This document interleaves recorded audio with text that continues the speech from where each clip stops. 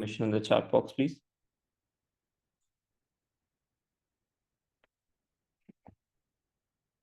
Thank you. All right.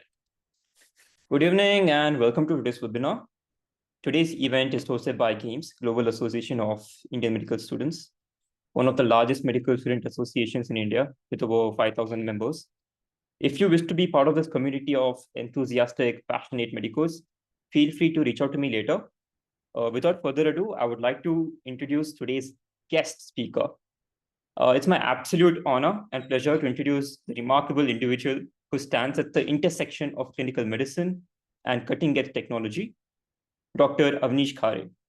Dr. Avnish began his career in anesthesiology, critical care, and pain management, but his passion for innovation led him to a more dynamic role as a thought leader, advisor, and educator in the field of artificial intelligence, focused in medicine. He is certified by the American Board of AI in Medicine and holds an MBA in Hospital and Health Systems Management with additional credentials from Duke University. He is a visionary behind the Med AI capsule and is a recognized LinkedIn top voice. That's how I found him. For his contributions to advancing AI and emerging technologies in healthcare, Dr. Khare plays a key role at BrainX AI and the Indian College of Doctors of AI in Medicine. These organizations are helping shape the future of AI-driven healthcare, and they're also kindly collaborating with us on this webinar.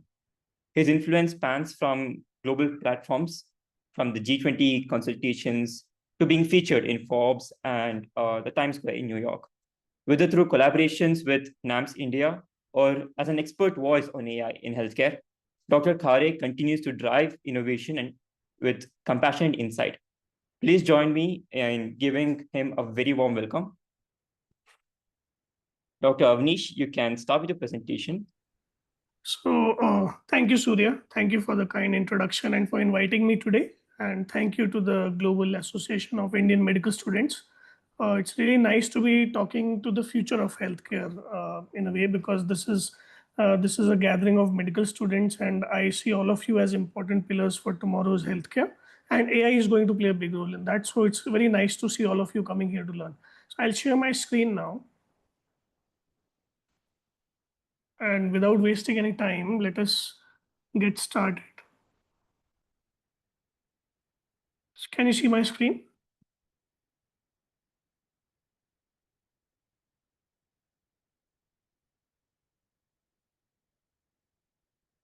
Okay. So so when we were discussing about this webinar, when Surya reached out to me, so we were discussing like what would be valuable for medical students in relation to this topic, which is like quite new, and many of the medical doctors are not having too much idea about this this evolving topic. So we decided that let's have a primer. By primer, we mean that we are going to answer a lot of your queries by means of the presentation. But then if some queries are left in the end, so we can take them up as a Q&A session. So I'll just go through this primer in a fast way. I'll not bore you with the presentation. I'll just give you a landscape view of what is AI, like the three questions: why AI, what is AI, and how do we apply AI in healthcare? And then maybe I think in the better part of the webinar, we'll take care of the Q&A which are coming right from you, because I want to hear from you and answer your questions. That is why we are here today. About me, Surya has already introduced me to you, and I am a LinkedIn top voice, and that is where I get in touch with a lot of medical students, and it's great to mentor them and to be able to show them something that exists outside our traditional curriculum, which is in the medical colleges. So we are not taught about business, we are not taught about technology, we are not taught about online personal branding. All these things I think are very important in the times to come, and I have been dabbling with these, and I've got some kind of a knowledge base in the field of AI, which I can help now with. Learning myself for 5 to 6 years. Now I have been able to translate the technology for my fellow professionals. I have been featured in Forbes and G20, and these are the three organizations I work with. Like the first one is my own newsletter. That's my personal brand. And Doctors AI, I will introduce you towards the end. This is a new kind of initiative in India and in fact worldwide, and we have formed the Indian College of AI in Medicine.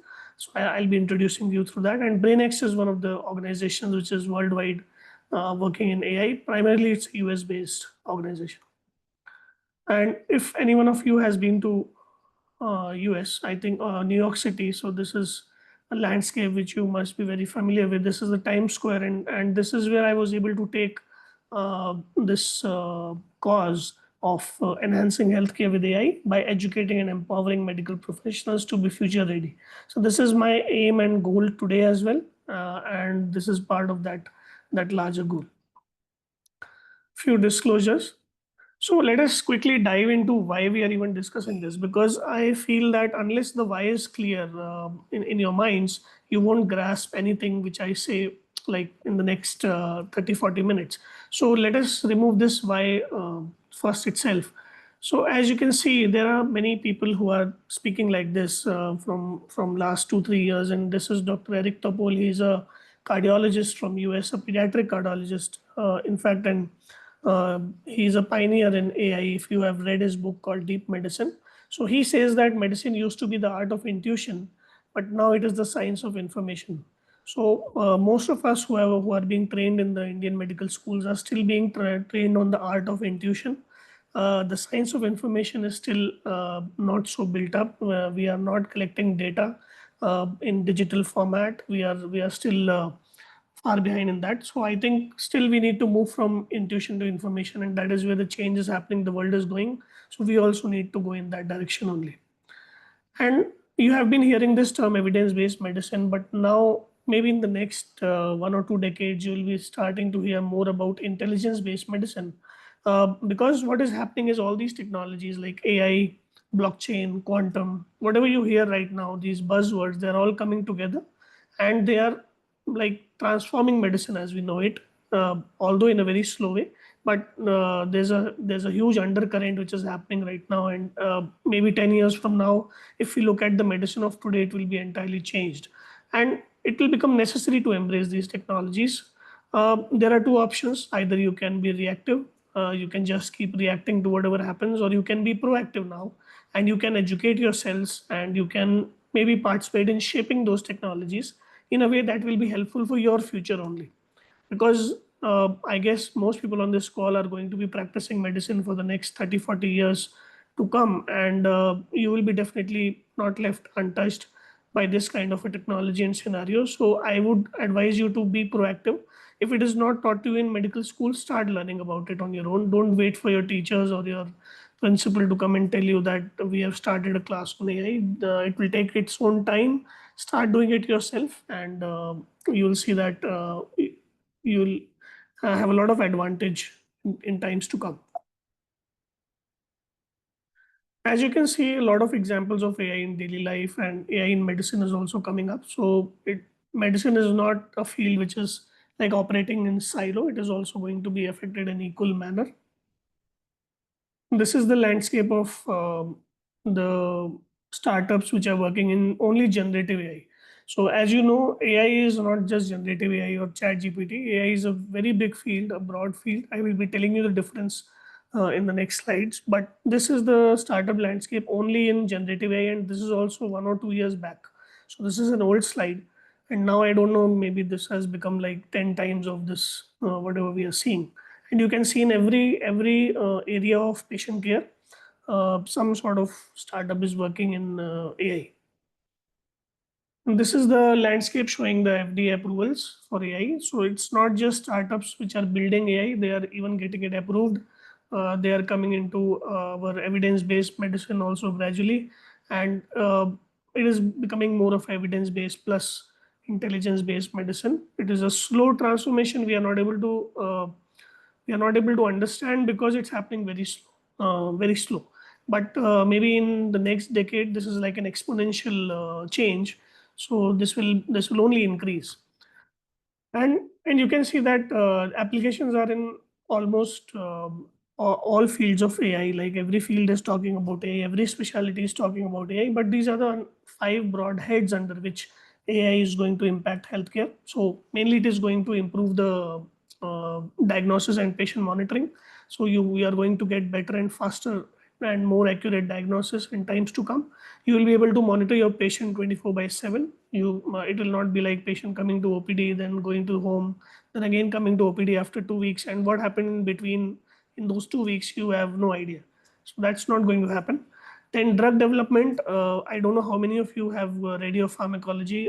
A drug that comes into the trial phase, it takes around 7 to 8 years to come to the market. And there are a lot of stages which are manual in between. So those can be automated with the help of AI, and we can reduce the time from 7 to 8 years to maybe up to 1 or 2 years. So this is going to be huge. You're going to see more and better drugs in times to come. Faster they will be coming into the market, and you will be able to get better drugs for your diseases, or maybe even you will be able to customize those medicines to the patients, which is called precision medicine. Then virtual health assistants, you all must be experiencing the chatbots like ChatGPT. There is one called August AI. There are many others, health specific, non-healthcare specific. But then you must have noticed that they have become better suddenly.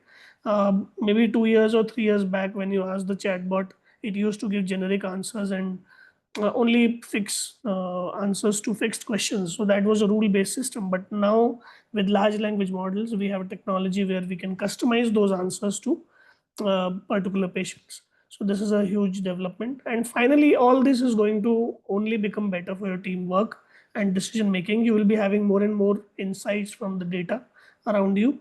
You will be able to take better decisions, and you will be able to collaborate better in teams. This is how AI is going to impact healthcare in a nutshell. Small hospitals, you can say that, okay, this is about research centers and big hospitals like AIMS and PGI or SMS Medical College. But what about a small clinic operating in a small town or a rural area? So it's not just for big hospitals. Even the small hospitals can start applying AI in these particular areas, right from administrative efficiency to their own business and marketing outreach efforts, patient education and communication, and clinical applications. Of course, more and more tools are coming up and they are getting better with time. So even in periphery, suppose you get a ECG and you don't have a physician, cardiologist with you, you are the only physician out there. So you can just upload it to a cloud and get a automated diagnosis in a matter of seconds. And if there is some flagging which happens that the ECG is abnormal, then you can also get a human in the loop advice from an expert cardiologist sitting miles away from you. So this is what we are talking about. Yeah, this is the example which I was telling you. So there are companies working in this area. This is a company called Cardio AI. There are many companies in India also. They are working on the same concept. So they do image recognition of the ECG. They segment the components and then they upload it to the cloud, and then they do a reporting. Automate everything is automated. The entire process takes a matter of seconds, and you guys must be reading those diagnoses on top of ECGs or at the bottom from the old ECG machines. And the first thing that we used to do is to cut it off because it's always wrong. But now with the application of AI, I think now the time is changing. You will have to think 100 times before cutting that diagnosis off as a human doctor. So that is what the change is going to happen in the era of your practice. This is another area where ultrasound machines are becoming more and more smart and intelligent. I had the opportunity to work in one of such centers where they had a machine. We can see all the veins and arteries and nerves. Before 2 3 years, everything used to look black and white. When the teacher used to teach us that this is a blood vessel, this is where you have to go. So we sometimes you are not able to understand or identify, or maybe in some difficult patients like obese patients. So you won't have that very clear anatomy, but with these AI tools and incorporated in the ultrasound machines, now you can get a better view and you can perform more accurate procedures.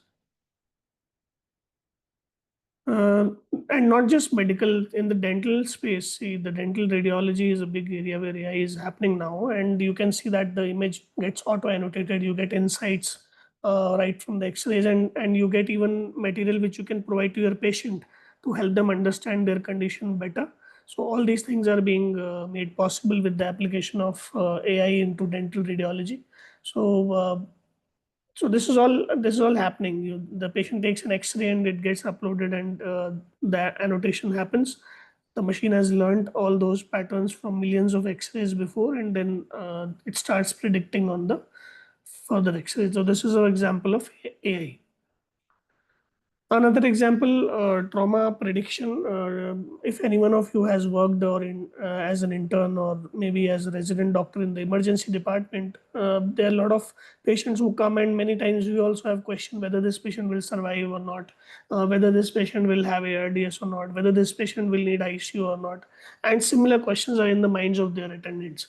And many times problem or miscommunication happens, and then there is many unfortunate incidents where the hospital gets ransacked, and the doctor gets beaten, even for making the best effort from their side. So I think such sort of trauma predictors, outcome predictors, when they come and they are validated on real patients, so we will be able to better prognosticate our patients coming into the ER, and not just prognosticate, we'll be able to take better clinical decisions. Like, okay, this if this patient has a high chance of developing ARDS, maybe I should keep an ICU bed ready in the ICU. Maybe we might need to shift this patient. So this is the kind of efficiency and accuracy and speed that is going to get built in into healthcare with the application of AI.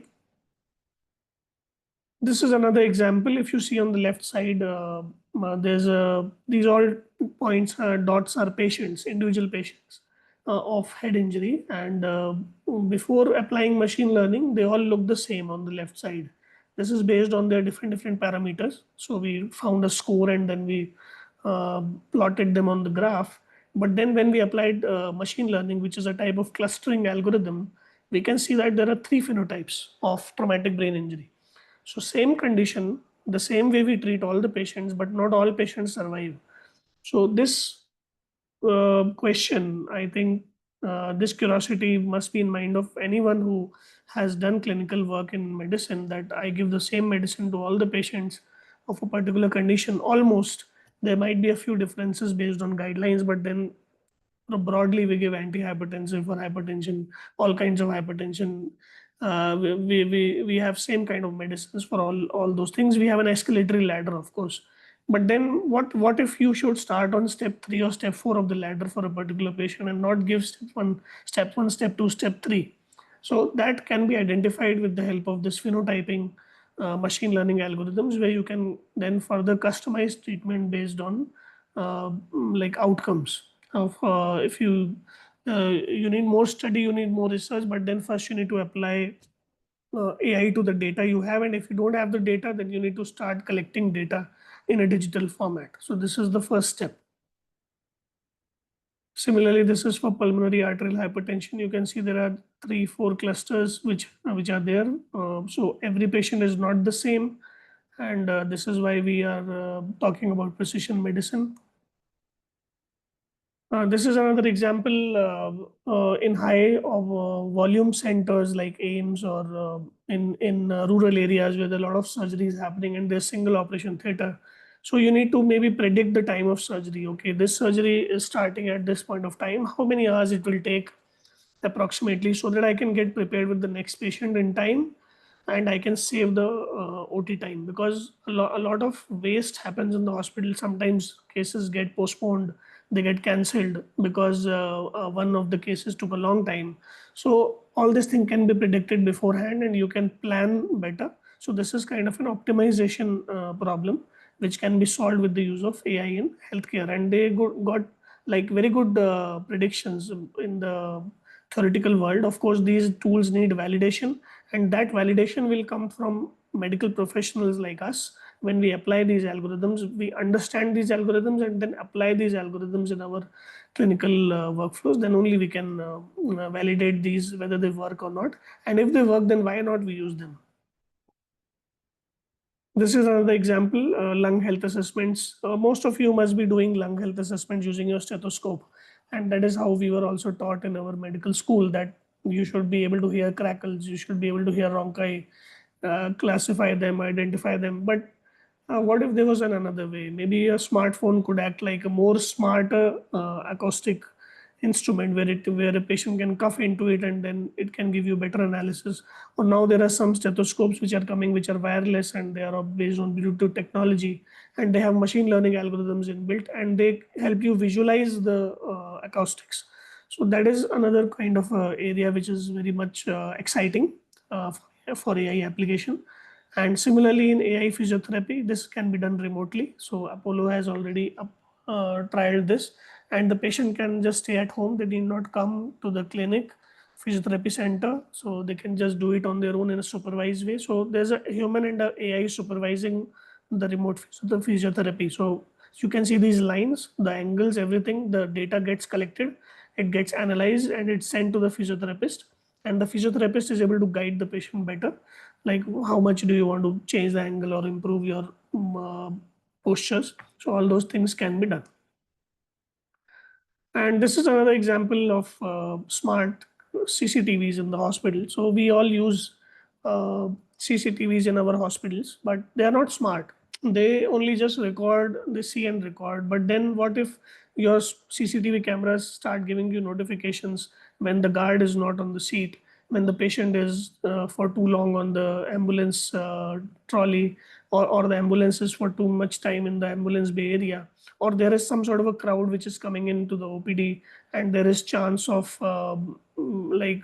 disturbance happening. So before that, you can mobilize your workforce to that area. Or maybe some sort of an instrument has been lost somewhere in the hospital and you are searching for it.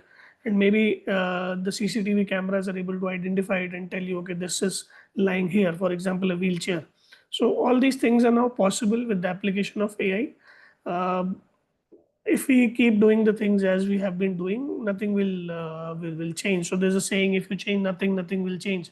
So if you start advocating for tools like this in the hospital, like this CCTV camera should be smart, so then I think change will happen.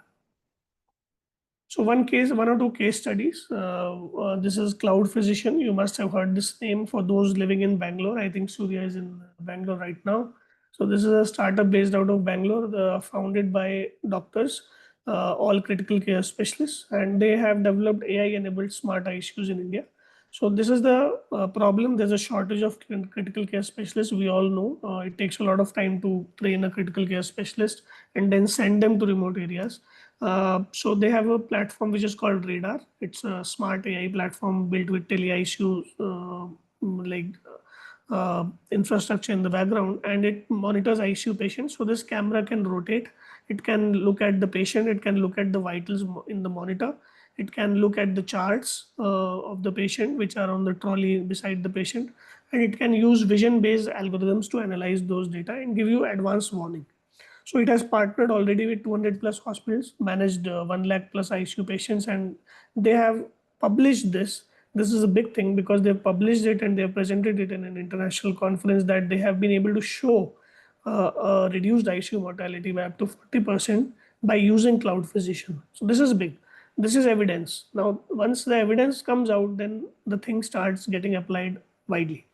So more and more hospitals are coming up. They are trying to adopt these tools. There's a critical care physician sitting at a command center somewhere in Bangalore, and they are able to get all the reports, all the data pulled in from the Cloud Physician network, and then they're able to guide the nursing staff that is available out there just near the patient to execute the physical things. Then pain management optimization. I have a background in pain. So I used to see a lot of patients where they might be having pain, but they are not showing it, or they might be not having pain, but then they are overshowing it. So if you give a medicine to a patient who is not in pain, but only showing it too much, then it's not good for the patient. It might create side effects, and it's not ethical also. And if a patient is in too much pain and you're not able to identify it and not giving the proper medicines, then also it is unethical. So we have some measures of pain, which is asking the patient themselves, or we use the vital in the monitor, like blood pressure, heart rate. But this example, they developed a machine learning model, which you just have to take a photo of the patient and it will guide you that what is the probability of this patient having pain and at what level, and then you can optimize your pain management therapy depending on that. So this is another example. So I have shown you enough examples. These are not these are not the only examples. There are so many examples, but then Surya mentioned that let us show people what is possible and what is happening. And if you have any questions, just put in the chat box, or you are aware of any other application, we can discuss in the discussion part. But overall, AI will help you to see what you have been missing, and it will help you become a better doctor. Okay, so this is the crux. So now a few AI simplified AI, because AI is a lot of jargon and you must be hearing a lot of definitions about AI. So just forget all those definitions. Just look at this diagram. You can see that there is data at the bottom. Everything starts with data. That is why I am stressing so much. If your hospital is not collecting digital data, then stop talking about AI. Don't talk about it, and you will become outdated in next 10 years. But if you are aware and you are a smart doctor, then you will start collecting data and you will be starting to improve the foundation layer.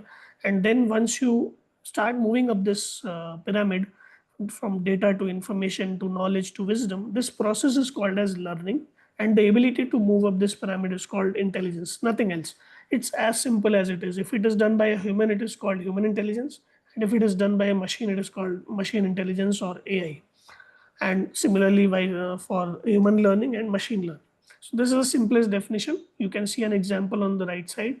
So moving up from data, which is just number 7, to wisdom, which is to check for source of blood loss, because this is a hemoglobin of 7 milligram per 7 sorry for the units, 7 gram per dl in a previously normal person with history of trauma. So you have to move up to the wisdom to be able to give good patient outcome. It's not just about data, information, and knowledge, it's about wisdom. And that is where human AI combo will work. And it is very important.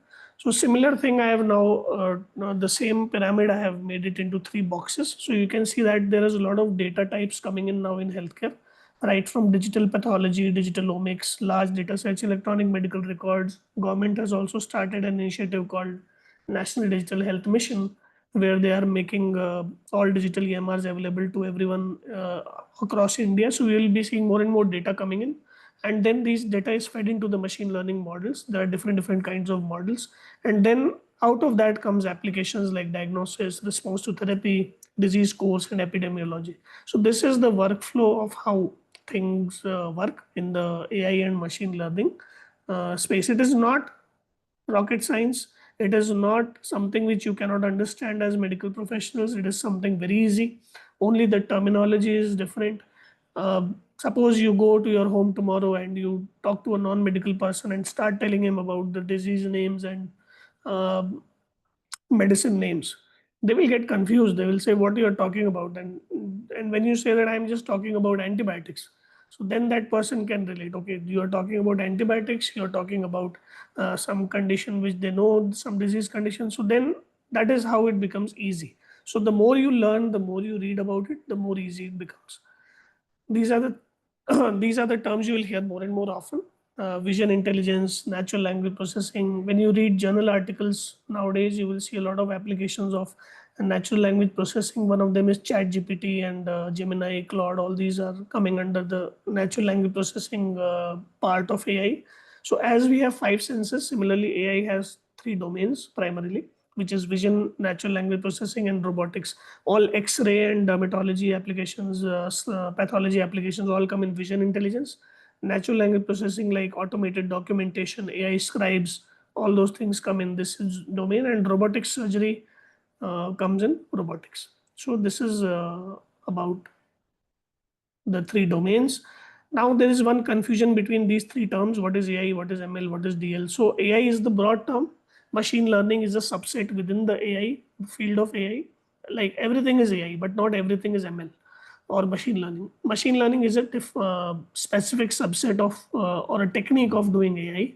And within that, a more comprehensive, more like advanced technique is called deep learning, where there's a lot of data, especially image data like X-ray and photos. So they have a lot of data. And for that, you need more stronger algorithms. So they are called deep learning. So this is an example of deep learning. You can see if you show an image on the left side, it gets transmitted through a neural network and then comes the output on the right side. It's very difficult to understand what is happening inside this model because it's very complicated. I have shown only 2 layers or 3 layers to you, but in reality, it might have even thousands of layers. and that is how data travels. So it is very difficult for human mind to understand. So sometimes it is also called as black box. So you must now understand that within AI, there's an area called machine learning. Within machine learning, there's an area called deep learning. And within deep learning, now we are seeing applications like ChatGPT, Gemini, Claude. So we are even going further, more advanced within this deep learning. And that is where you see the magic of content creation and ChatGPT and all those tools happening. So it has been temporarily related. From AI era, we moved to machine learning era. Then from machine learning era, we moved to deep learning era. And now we are in the generative AI era. So this is how things have developed. It is not a new subject. It has been going on from 1950s. So you can imagine for the last 70 years, this has been happening behind our back. Few words about prompt engineering, because this is also a term which you must be hearing a lot. So when you tell a large language model or a tool like ChatGPT what you want, that is called prompt engineering, the way to structure that question.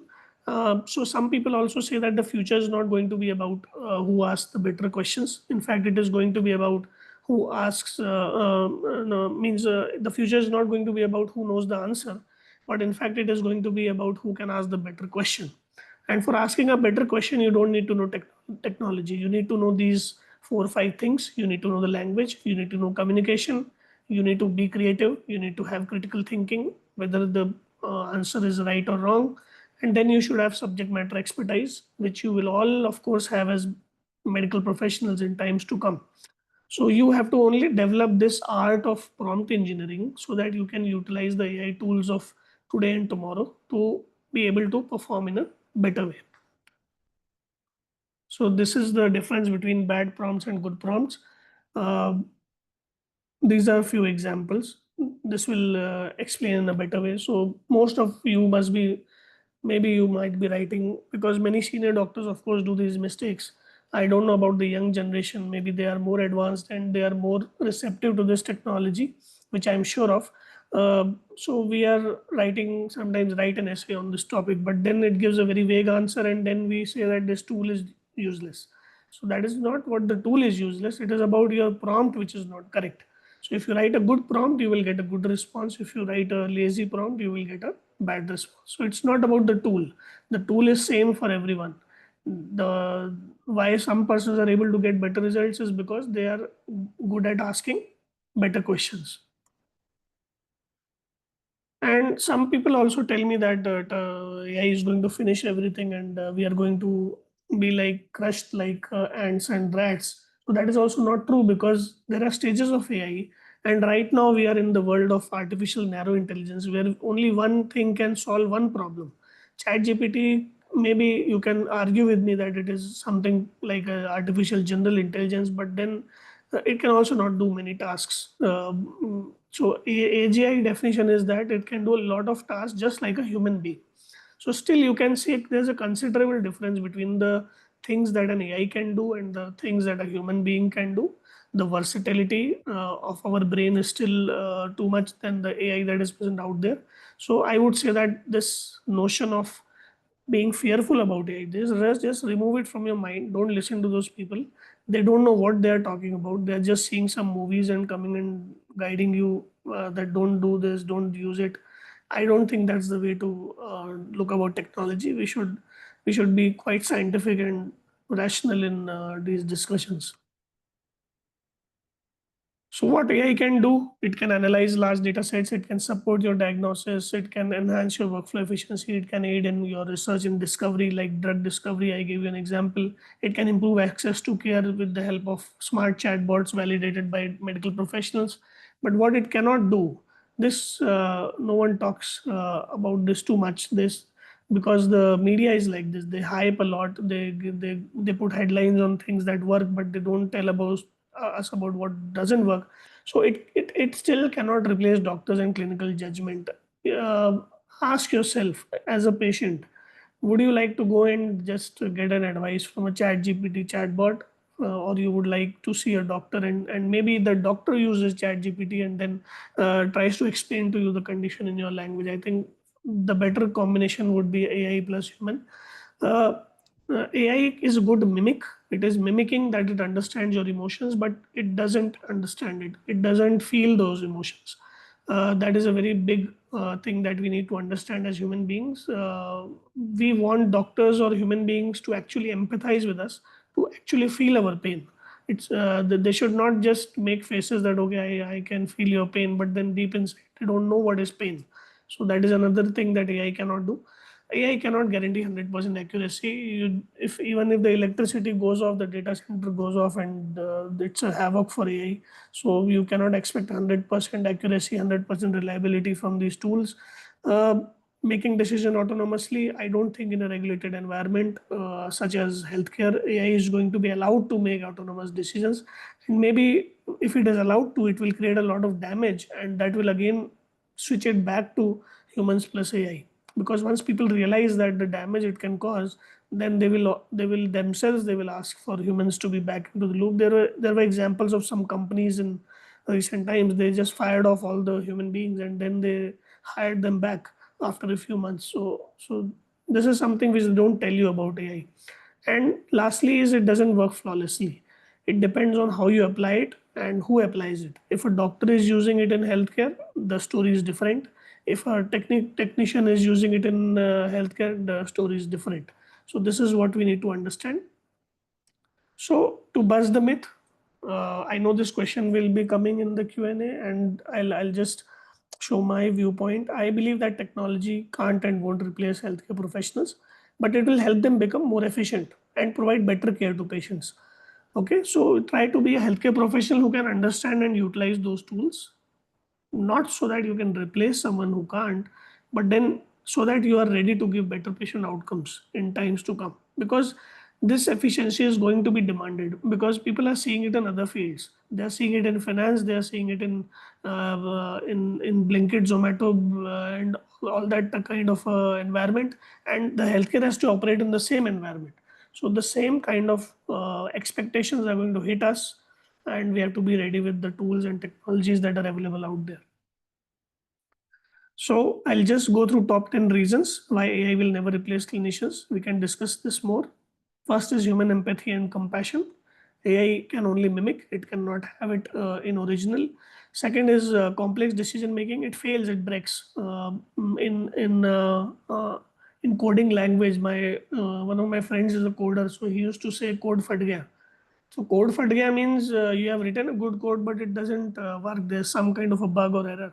So AI, when you apply it to complex workflows, it doesn't work in the way that it is supposed to. That is another thing. Then ethical and moral judgments. Ethics is something which is for humans to discuss upon and to decide. So again, this is an area where AI cannot take over us. Communication and interpersonal skills. I would say let us start working more on our human communication skills in this era of AI, because this is going to be a very rare skill in times to come. I have started writing 1 or 2 pages every day with my pen and paper, because I can realize that this skill is going to be become more and more rare in times to come, because now we are used to keyboards and mouses and touch screens and all those things. So I think you should try to preserve your communication, interpersonal skills, and all those skills that make you human. They will become more and more important in times to come. Again, holistic patient care is a domain of humans. Adaptability and creativity. If you give a small amount of data to a human and you give small amount of data to a machine, you will definitely get better results from a human, because human is able to creatively craft the scenarios, assess the risk, and then take a decision based on their human values. But machine is going to always depend on the data that you provide. If you don't provide complete data, it will not be able to perform the task in a better way. It might take a wrong decision. So that is quite possible.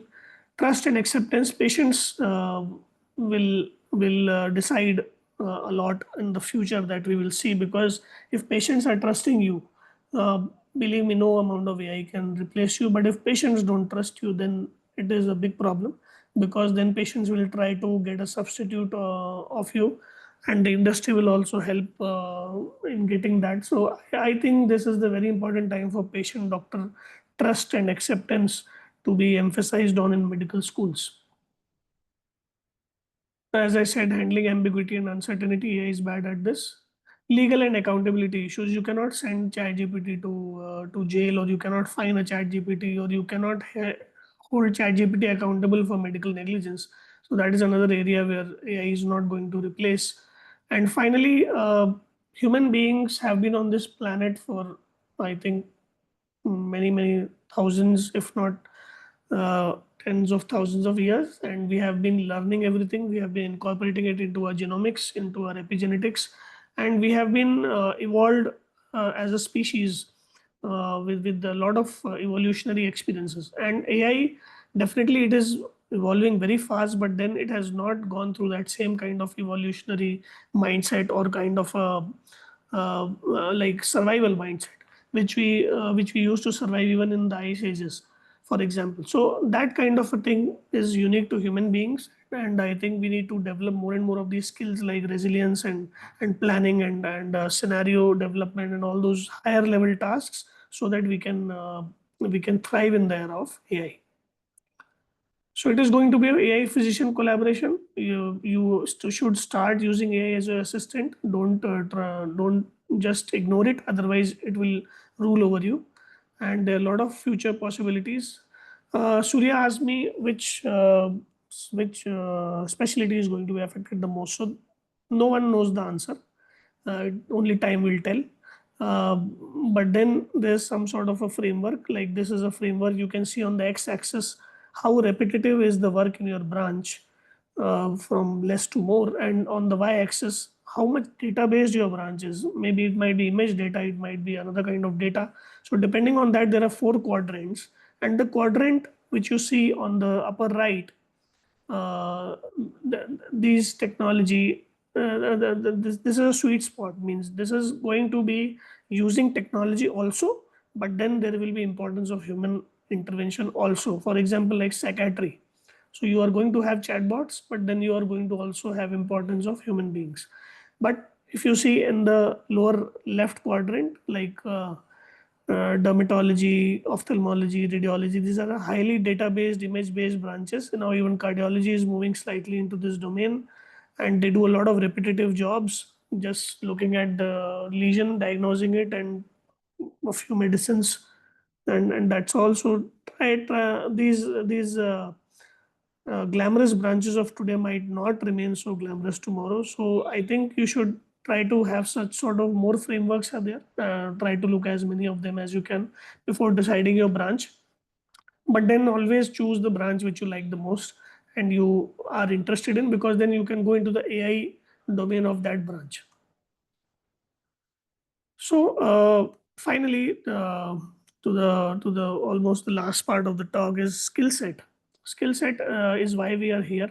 We know that it's a challenge in medical professions. There is lack of skill set in AI, and we need to develop it, and we need to have programs to develop those skill sets. And you can see that this scenario is not going to work like the top right. Like, it has been happening too long. We have been telling that we have some urgent things to attend to, but we are ignoring the important things for our future. But we'll have to ultimately move to the important things.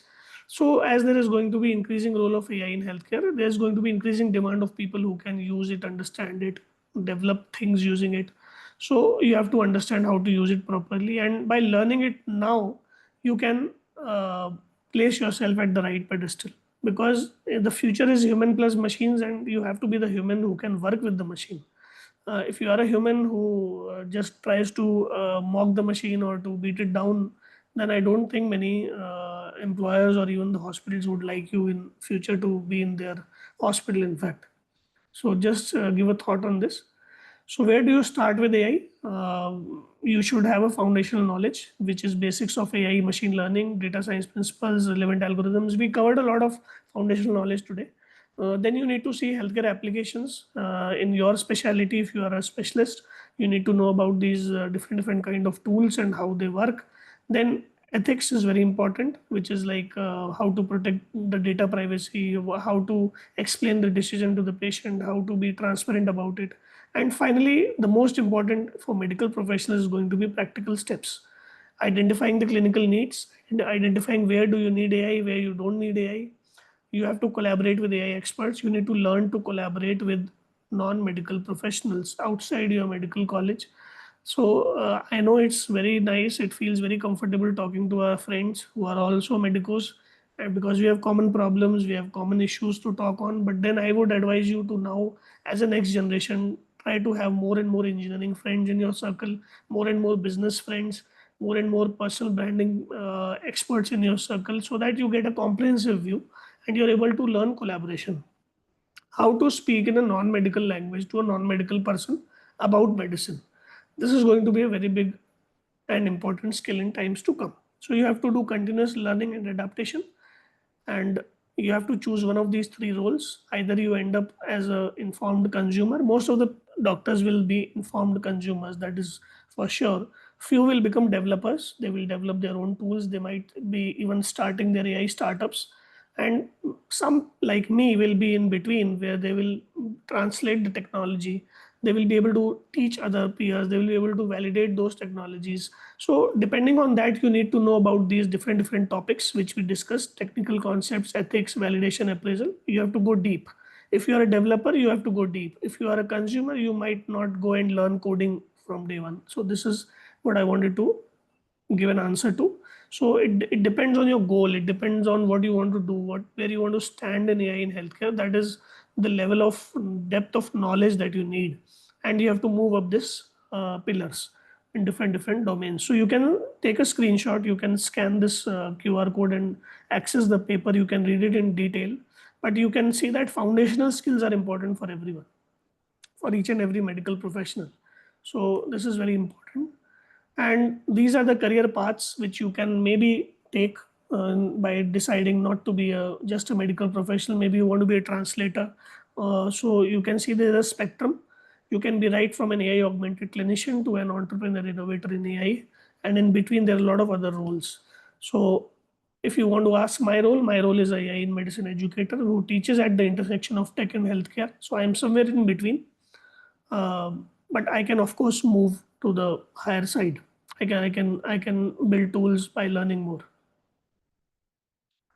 This is another paper. You can take the screenshot. This gives a checklist of how to proceed, how to start with AI for healthcare professionals, because everything I cannot cover in this webinar. I cannot.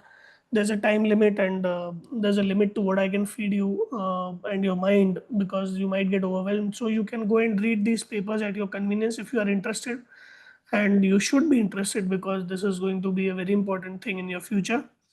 So this gives a checklist of how to proceed. You first set your goals, then you identify the resources, then you create your roadmap, and then you keep on continuous learning depending on your roadmap. We also did a video session on this. So you can also, for those who are visual learners, you can go and see video on YouTube.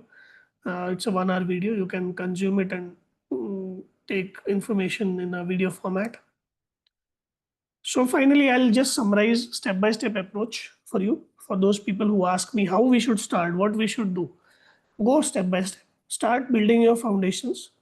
Start with some introductory courses, small courses which are focused for medical professionals. Try to see which are accredited from proper accreditation bodies, which teach you the key terminology like machine learning algorithms. Some of them I told you now, but we do an entire 1 hour session on this, just the terminology, and we have a 42 hours live course on AI which covers all these topics in great detail. So imagine 42 hours compressing into 1 hour and giving it to you. This was what was done in this lecture. So I can understand it becomes too much for some people, but then there are options out there. Then you need to explore AI applications in your domain, as I gave you a few examples. So you can yourself, you can go and explore online, and now there are very good tools like Perplexity and Deep Research. Just try to find out what is happening in your specialty or the specialty of your interest, what is happening, what is new. And then once you have built your theory knowledge, you should go for hands-on learning. So hands-on learning, how it happens? It happens by using those tools, by failing, by experimenting, by attending hands-on workshops, hackathons, datathons, all those things, they give you hands-on learning. And finally, it doesn't end here. You have to stay updated continuously. So there are journals, there are newsletters, there are online communities, there are conferences happening. We have a summit happening in November this year in Bangalore. So I would invite all of you to join us. I'll give you the details. And finally, don't think that it is difficult. If you think it is difficult, it will be. Medicine is also not easy. I think it's the most difficult subject out there. And but persistence and continuous learning is what happens in medicine also. That is why we have CME. So just seek guidance and support from peers and mentors, and just continue, be persistent, and just understand that everything which is overwhelming at the beginning becomes easy as you go on. And right now it's an option to learn AI, but I think in times to come it is going to become mandatory. So then, whether you like it or not like it, whether you are overwhelmed or not overwhelmed, nobody cares. You have to know about it. You have to learn it. Just like anatomy, physiology, pathology, we don't like many subjects, but then we have to read it. These are some tools. You can go and you can explore these tools. You can take a screenshot, and these are the research tools which you can start using right away. These are AI tools which don't need you to build one AI tool. They're already built for you. You can use it for your use case. Explore them one by one, and see what works for you. If you don't know anything, then at least download this small app on your phone and start using it. There's a free tier also. So if you haven't been doing this, I'm quite surprised. This is another great tool called Notebook LM. You can put all your books into this, all PDF books and your papers, and then you can chat with the tool, make a podcast. You can develop more documents, study guides. This is a medical scribe.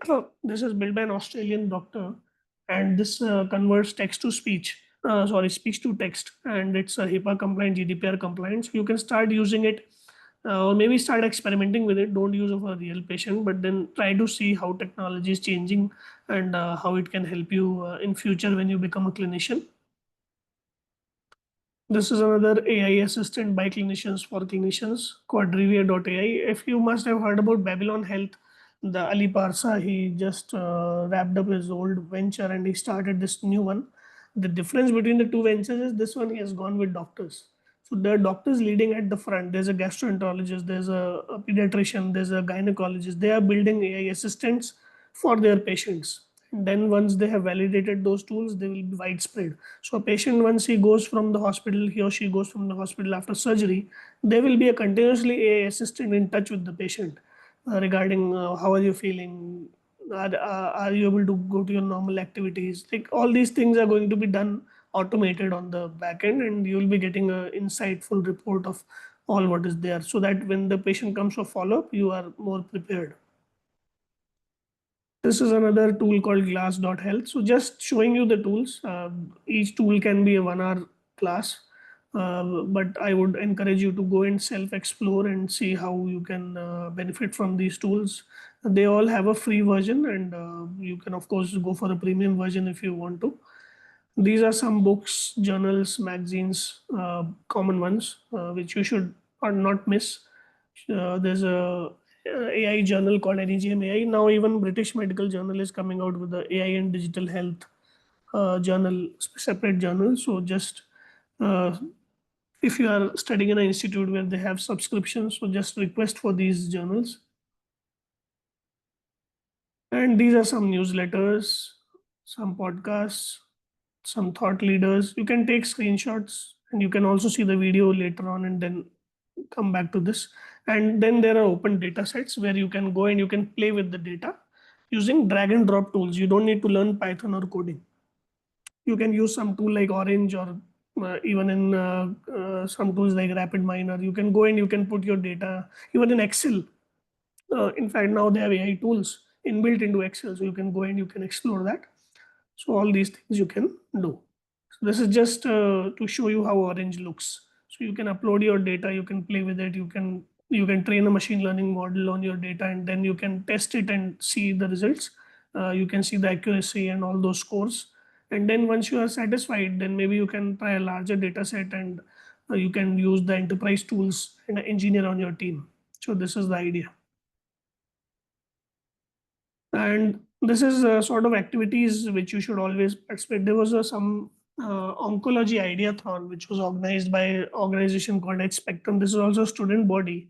I don't know how many of you are aware about it, but they held a very nice competition where 10, 15 teams came together, and then they formed interdisciplinary teams with doctors, engineers, and they try to think about problems in oncology and then the possible AI solutions. And they've even built a pilot.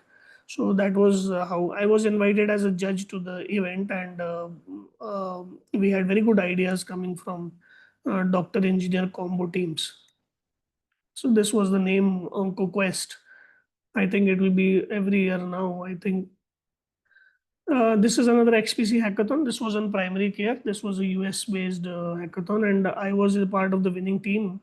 And we developed a tool where it was trying to find out drug interactions and to guide the doctors based on the medicines they prescribe and the drug interactions that might happen on those medicines. So these activities you should participate. So Surya, I would now the next part is introducing Doctors AI. Would you want me to go ahead and complete this in the next 5 minutes, and then we take Yes, Q&A, or sir. you want to?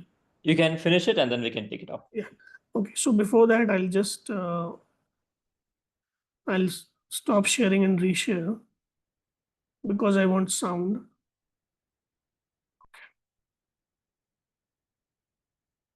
Fine. So this is.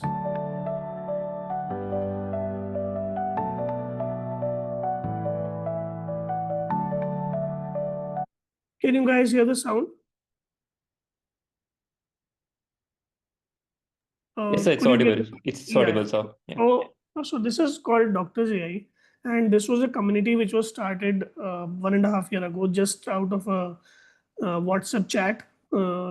Just like you hear stories that two friends were sitting and then they thought what could be done. So we thought that we need more medical professionals' voice in the AI revolution in healthcare, because most of the voice that is coming is of engineers.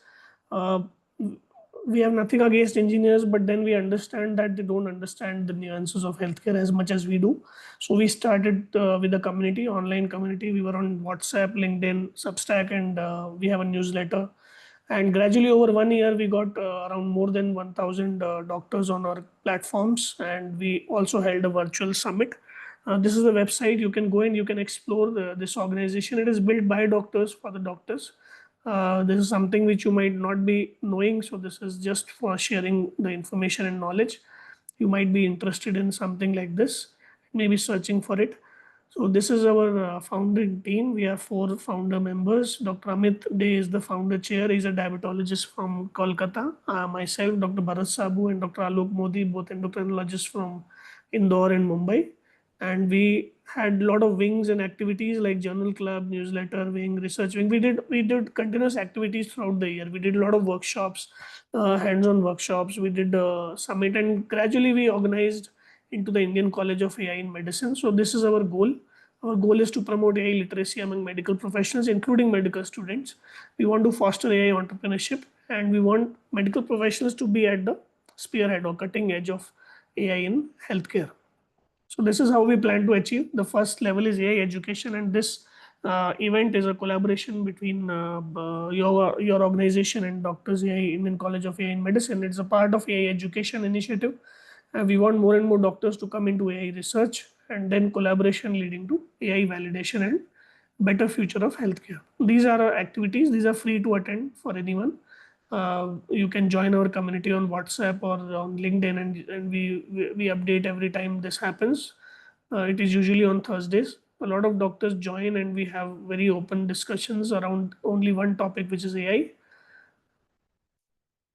These are our workshop screenshots. We held one workshop, in fact, exclusively for UG and PG medical students, which had a great reception, but we'll have more in times to come. But this is what we have been doing. We have been going for physical events in medical colleges. So this primer was a virtual primer, but we do this entire thing physically also, along with the panel discussion, and people are able to meet us 1:1. So that is something which, if you want to organize in your college, you can drop an email to our email ID. And there's Dr. Anirudh on the call. I can see he's one of our student wing leaders, and you can get in touch with him, and he will help you to maybe send a requisition for this kind of an event. Of course, there's a limit to this because we cannot go to every college in the country, but then maybe we can go to a central place, and people from nearby areas can travel and they can attend the event. So it's totally free to attend. Then we have a virtual summit. We had the first summit last year. Now we are having again in Bangalore this year. This was virtual. Now we have physical one. And these were the statistics. You can read more about it. And we'll be launching the registrations on June 1st. That is tomorrow. So you can register for that and you can attend that. That's a physical event. We encourage physical attendance. It's in Bangalore, and Bangalore is easily accessible for everyone in India. So you can meet a lot of AI pioneers there, and you can see that a lot of organizations collaborated with us. This year also a lot of organizations are going to collaborate. And I hope to see your organization also to be in this panel, your logo of your Global Association of Indian Medical Students to be an important logo in this next summit edition. So this was the last.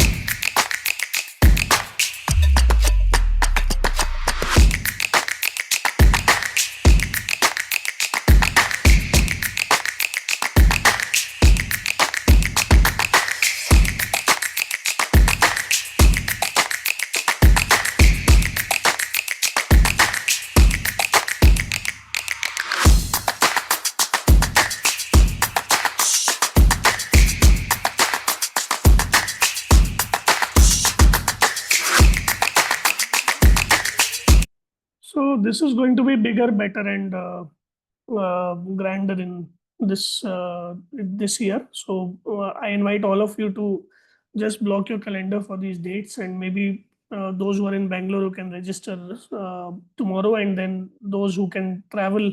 There will be also abstract submission we'll be opening up. You can also present your paper or AI research if you are a part of any. So this is a big event. Then we have a podcast.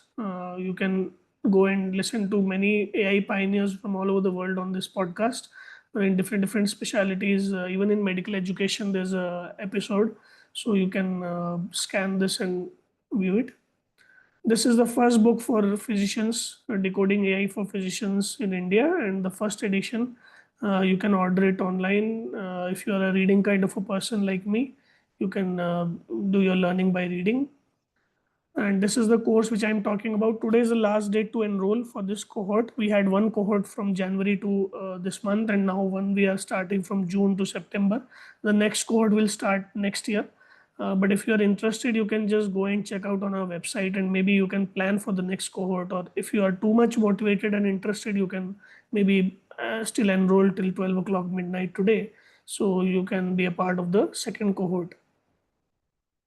And this is a Indian College of AI in Medicine. You can also become a student member. There are three categories: physician member, allied healthcare professional, and student member. So you will, if you are not graduate still, if you are not MBBS, you will be a student member. And when you graduate, you become a physician member.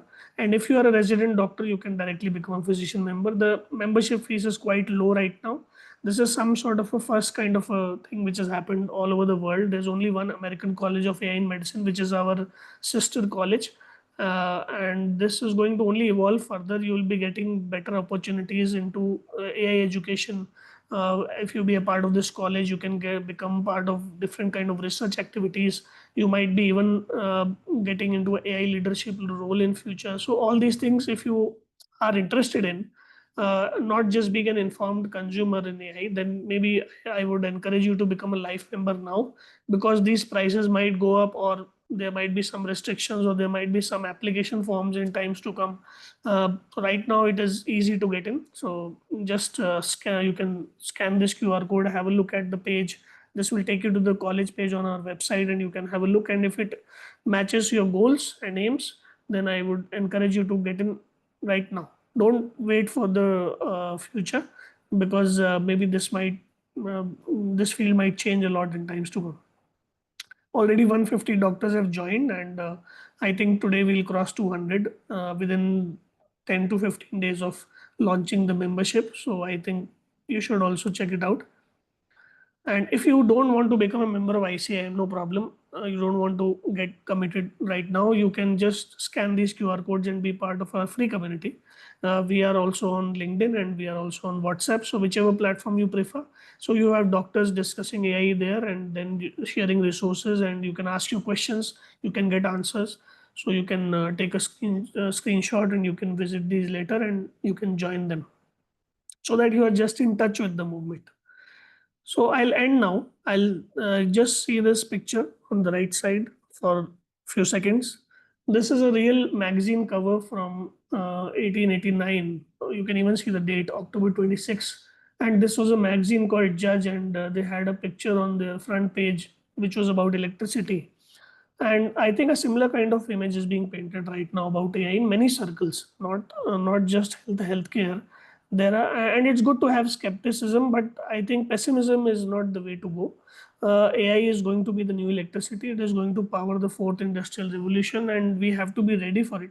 There will be debates like this happening, but my answer is only this, because if anyone of you has a question of this manner, I think you have my answer right away, that what we don't understand, we fear. What we fear, we judge as evil. What we judge as evil, we attempt to control. And if you cannot control, you attack it. And believe me, you cannot control AI. You cannot control, I cannot control, anyone else on this call cannot control. And if you want to learn about it, that's the better way to go about it. But if you want to keep attacking it, no problem. AI doesn't care. So this is how we should look at it. We should go forward, and everything lies in AI education and research. So just get a part, become a part of the movement. Join me on LinkedIn. This is my LinkedIn profile, and you can also connect with me on this email or these websites. I'm happy to answer any of your questions even after this call. So with this, I hand it over to Surya. Thank you, Surya. Sorry for overshooting a bit, but I wanted to give a comprehensive view to all the participants so that now they will have better questions. Thank you. Yes, before we move on, I would like to actually say a few words. So your overshoot was perfectly as we had planned it to be. And I would like to extend a heartfelt thank you to you, Dr. Avnish. And your session today was truly an eye-opener, especially for me. You have shown us that intelligence-based medicine isn't just a concept, but a reality. And it's coming, even if it's coming in the future, it's coming really fast. And your ability to simplify such complex topics was absolutely incredible. The black box doesn't seem so black anymore. Thank you so much, and I'm really appreciative of the fact that so many people are staying on on an evening, on a weekend. I think Friday evenings, Saturday evenings are something that people go out and celebrate and have a good time, but they are here sitting up learning about AI. This is like very encouraging for people like us who want to teach our peers, and especially the medical students. You are the future of medicine. I started my talk with this line, and I believe in it. And we have people like Dr. Anirudh also on this call. He's a student wing leader of DoctorsAI, and he has been with us with the start of this movement right from more than 1 year. And it's great to see people like these and organizations like GIMS taking this initiative, reaching out to people like me, holding such kind of an event, and then delivering on it. So I really congratulate you and the entire team behind this event. I would like to share one small incident. So, like when we were planning for this webinar, I sent Dr. Avnish a long list of questions, and I wanted this to be included in the webinar, and this as well, and this as well. I had too many requests from him, but he kindly accommodated all of them into the webinar, and even agreed to extend the webinar timing so that we could actually speak on all of them. So I'm grateful for your region. I'll be sending in this chat group, and I would actually like all the participants to fill it out. We just need to know what are the things you liked about this webinar and how we can improve it. Apart from that, I would like to start taking up questions now. So anyone who wants to ask a question can just raise their hands. I'll unmute them, and we can have a small discussion. And we'll also be sharing all the links that were sent in the chat group on the main WhatsApp group where you found this webinar link, so that you don't have to search for all of these later on.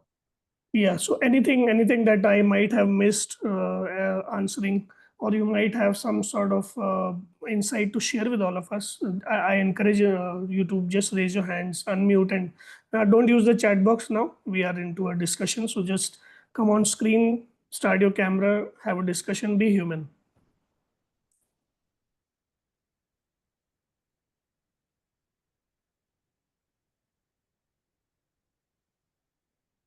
So maybe we can take the questions in the chat box if one by one, if maybe that Yes. will motivate people to unmute and join in.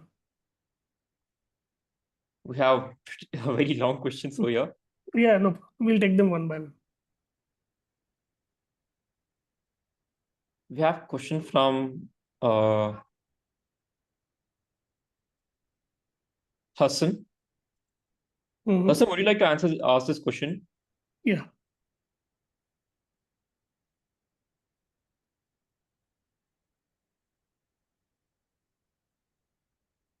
Okay, if I have to reframe has Dr. Hassan's question for us, what do you think are the necessary skills that one must have to apply for AI-based companies?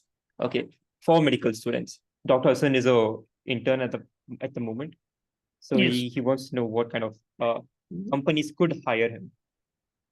Very nice. So this question I'll answer in two parts. One is that how are these companies looking for candidates? Like, are they advertising it somewhere? Because how do you come to know about the skills that are needed? You come to know about the skills when the job is advertised somewhere, or it is put on a portal, or it's a common job that has a fixed job description and skills that are needed. So that kind of a thing is right now missing in this field. That is what I want to emphasize. It's an evolving field. It's something which everyone is exploring, including the engineering side. They're also exploring into this AI in healthcare domain. So there are no fixed criteria that you need to do this, you need to have this, you need to be able to use chat gpt, you need to be able to put a prompt like this. No one is going to give you that list of skills. So what you do, there are two ways. One is you first is you be in touch with the latest, depending on your goal again. Where if you want to you want to be in what role in a company, you want to start a company, you want to be a co-founder, or you want to be in the ethical team, or you want to be as a clinical advisory. So depending on that, you have to have exposure to AI. And I showed you the diagram in the study. Either you are a consumer or a translator or a developer. So I believe you are looking for mainly a translator role, somewhere in between, where you can talk to the tech team, and then you can talk to the clinical side, and then you can translate their requirements and their specifications to each other. So you need to be somewhere in between. You need to have a knowledge about the basics foundation, of course. Then you need to have a bit of knowledge on the no code tools, or piloting tools, where you can pilot your play with your data. You can build a small model, and then you can maybe clarify problem statements. You need to know both the kind of the lingos, the technical and the medical lingo.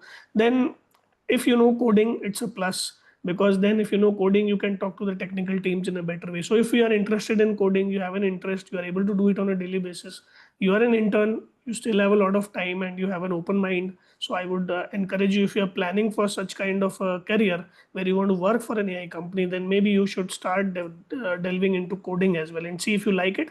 Then you develop into that Python coding side. So you can also be part of the product side, product management and product building development side. So I think you should first of all go on LinkedIn, build a profile, start reaching out to founders, startup founders. They are just people like you. They might not be in medical field, but they are same age, same thinking. They want to build something. They are passionate about solving problems. Get in touch with them, because these jobs are not advertised. That is the first myth I want to remove from your mind, that there's going to be a job advertised and then you will apply for the job depending on the skills which are advertised in that. None, that's not going to happen. So roles are going to be crafted for the next at least 5 to 10 years, and then maybe once there's a fixed pathway to this technology and how this technology is applied, then maybe we might have more formal roles. So right now you don't have a map, you have a compass. So just apply that compass and try to move in that direction. That is what I would say. There are few cues, but then you have to do the effort right now. If you want to clarify or ask any clarifying question Oh, to what I said, please unmute and ask.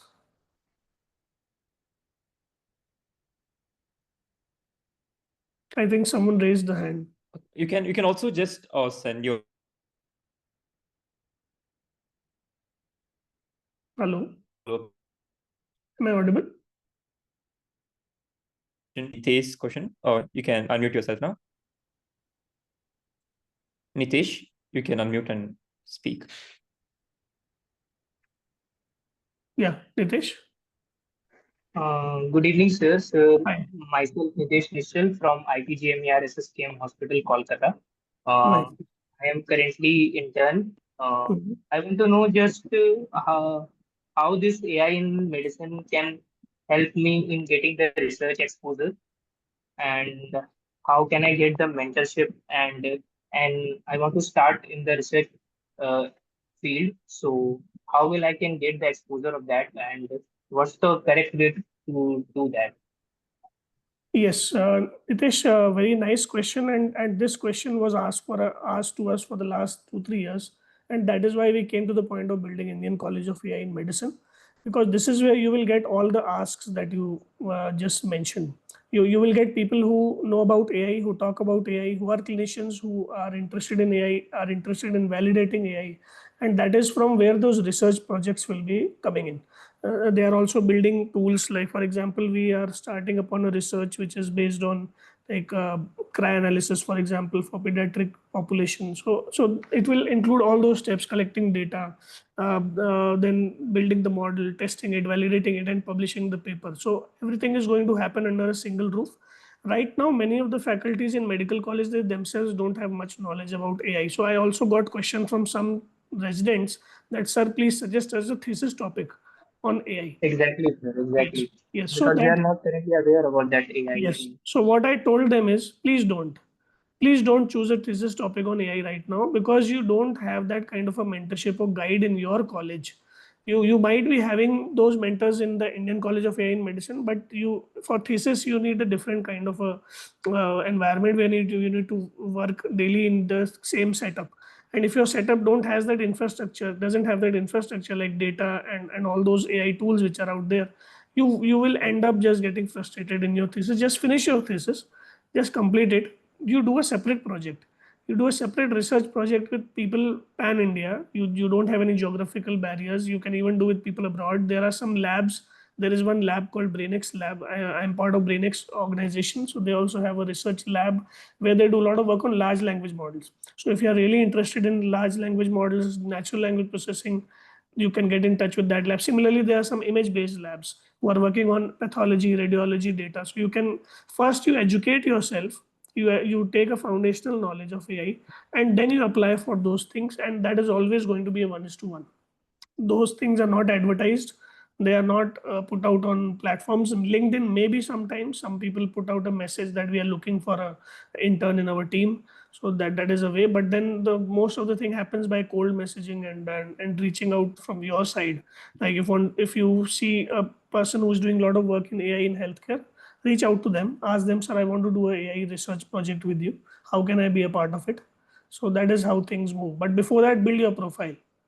Take a few months, learn about it, and then do it. Sir, how to build my strong profile for that if I am starting from the scratch as of now? Yes. So Because the it was my first, first interaction with the AI in the healthcare. yes. So first thing what we mentioned the blog in the doctor's AI slide is AI education. So that is where you build your foundation. You build a kind of a alumnus, because you are in close teaming with your course partners who are also learning with you. So that is where your first networking happens, and then LinkedIn is a place where you build your profile in your network. You start learning, and you start showing that you're learning, and you start showing what you have learned, and in the process maybe you start teaching others. That is how I ended here, where I'm sitting right now. I started learning myself. Then I understood that, okay, if I can explain to myself as a doctor, why I can't explain to others? And then people started reaching out to me. Please explain us. Like Surya reached out to me for a webinar. I didn't know that I'll be sitting here and doing a webinar for GIMS someday. I never thought about it. But then these things happen when you start learning and you start applying whatever you learn in whatever way you can, things come to you. You don't have to like go out and search actively always. So that is another point which I want to tell you. So if you read a research paper, for example, make a LinkedIn post about it, what you learned about it, what you understood, how you see it being applied in any other field. You got my point? Okay. Okay, sir, got it. Yeah, But these are at very first I have small, to give. yeah, low Uh, hanging fruits. okay, sir. At first means I have to build my profile and then I have to gain the knowledge about it. And then Yes, I have to approve the correct doors and knock the correct doors to yes. gain more experience. Without knowledge, if you start building your profile, people will catch you. People will figure it out that you are only just talking. You don't have the actual knowledge. So you have to do both things, not just research, not just being part of the research. You have to self-educate first and then develop that networking skill, because this is not a formal field as of now. There are no formal areas. Indian College of AI and Medicine is the first attempt to formalize this thing for you. Maybe in times to come, you will be having good research pathways into AI from the side of Indian College of AI and Medicine. There will be some posts which will be coming out on our website that we need people for this research project. So that is where you can apply and you can come. So that is how I see things improving and evolving. Okay, sir, got it. Thank you so much, sir. Oh, you're welcome. Oh, that was very well explained. So, a lot of insights. The next question we have is, I'm losing uh, you. are there any kinds? Your network, is it for me, or should I turn off my video for bandwidth? Uh, I just turned mine off as well. Yeah. Okay. Can you guys hear me? Yes. Okay. So the question was, are there any legal frameworks that one has to be aware of to Mhm. use patient data to Mhm. make AI models, as Yes. well as to then commercialize it? Yes, very nice question. And this is very important for us as medical professionals, especially those who are planning to use electronic medical records or using them. And before, what used to happen, we used to just click photos of our patients left, right, and center. But now we have something called the DPDR, which is Digital Data Protection Regulation in India.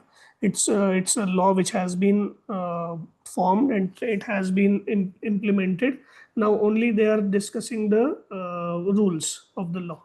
So in next 1 or 2 years, everything will become more clear how you can store the data, how you can use it, what consent do you need, at which points do you need.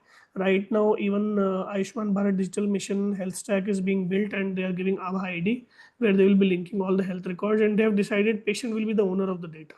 It will not be the medical professional. So every time you have to do something with patient data, you have to take consent of the patient. Having said this, you have to always use anonymized data sets in whatever machine learning you do. So there are ways to anonymize patient data. Sometimes the electronic medical record that you use, the company also does anonymization and gives you for research. The rules for consent are relaxed in terms of anonymized data. If you are anonymizing the data properly, then you can use it for your research and machine learning building model, commercializing it as well. It is not a problem. But always be careful of these acts like HIPAA Act. HIPAA is a US act. Till we didn't have our own law, we used to follow HIPAA. Then came GDPR, which is for the European Union, and now we have our own country's law, which is DPDR. So always be compliant of this law. Don't fall in the wrong side of this. That's all. I think other than that, you can use your data, you can build tools. It's not a problem. You should only take proper consent, you should use proper tools, and you should be compliant with the law, which is DPDR. Thank Does you that for answer that the question. question? Yes, yes, it definitely did. Does anyone have any other questions? Feel free to raise your hand.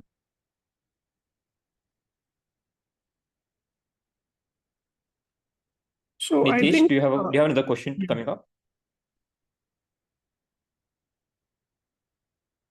so I think most people are trying to process what we just presented in the last 1 hour. So don't feel overwhelmed. You will get a recording and you can see this video again and again. You can get in touch with me. You might have questions later on. You can pass them through Surya to me. don't be shy or be afraid of talking about this topic. But the more you talk about it, the more you learn about it. I think the more confident you will become with time, and that is what is needed. That is also part of the requirement in skills, which is needed if you are going to work for an AI company. You should be able to talk confidently about the technology. So, and that will take its time, and it will definitely happen if you keep doing it.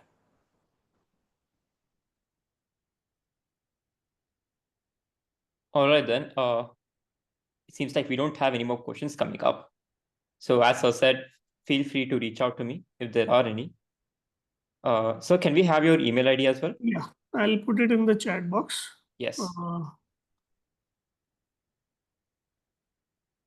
So his LinkedIn profile was also shared so at the this beginning is of this email. event. And if you don't have anything, you can just go to this on your phone and you can share your contact to me, or you can drop me a WhatsApp message. So this is the easiest to remember, my name, domain, website. Yes, that's perfect. All right, then we can wrap this up. It's 8. Nice. So Sure. thank you for we're on coming here, time. sir. Yeah, I think we're on time, right? Yes, we are. So there's a question, can we get a group click to close this wonderful session? So if people who are still remaining, I think they want to be involved, can you all turn on your camera for a second? And we can take a nice photo screenshot. Is that okay, Surya? Yeah, that's definitely, yeah. Come on, guys, show that you're all human beings.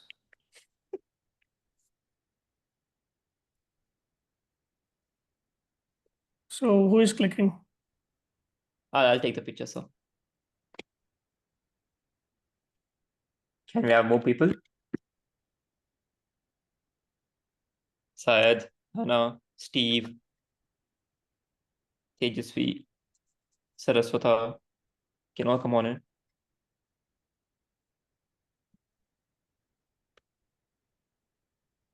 All right. Okay, we have more people. Okay, let's do another picture then.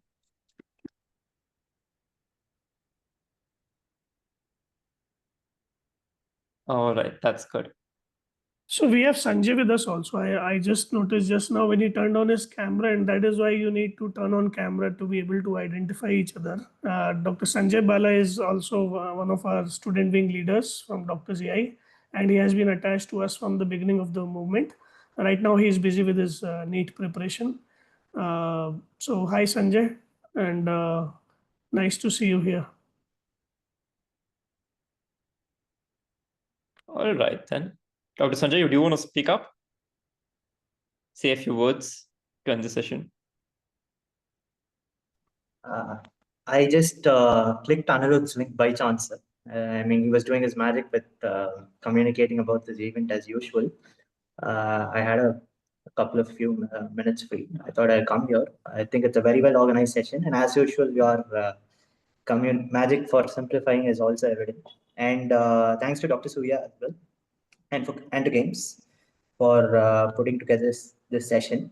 I mean, most of the I was aware of most of the concepts, but it was really nice to hear them again through your simplifications. So it was, and I guess that says a lot even for somebody who already knows the concepts. They're willing to listen 20 odd minutes. So I think it's a really well put together session. So thank you so much, and we look forward to more sessions by Games as well. Thank you. Yeah, definitely. Thank We'd you. like to host you multiple more times, sir. Definitely, we can All we can right. plan. Yeah, we can plan depending on the feedback and what people want to learn. So we can go ahead. Yes. Guys, please do fill out the feedback forms in the chat box. Thank you for reminding me, sir. With this, I would like to close it off. Thank you for joining us, everyone. Have a great night. Okay. And Bye. a great weekend as well. Yeah. Thank you. Good night. Good night, everyone. Thank you.